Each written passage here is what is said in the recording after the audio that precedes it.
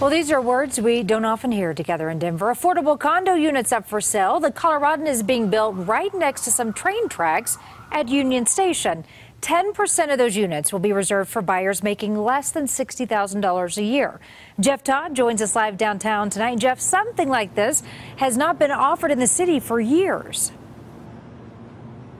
Yeah, Karen, there are 334 units in this building. So because of the city laws, that means that 33 of the units are now available as affordable housing.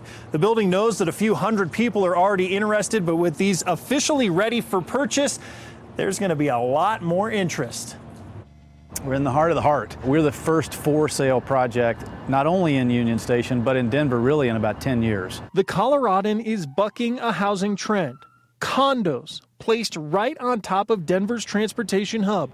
The developer could have paid into a city fund for affordable housing, but instead agreed to make 10% of units deed restricted and affordable.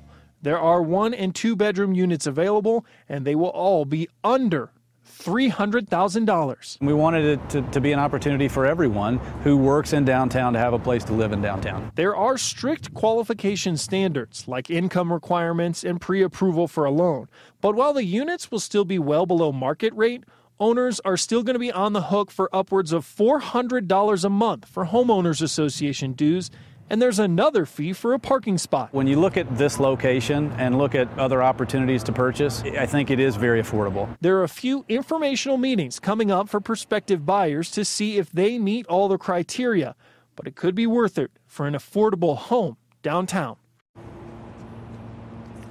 There's going to be a lottery to pick these 33 buyers of this unit. That lottery is going to be held in a month. There are a lot of meetings coming up. We've got all the information for you to get involved. That's all on CBSDenver.com. We're live at Union Station. Jeff Todd covering Colorado First.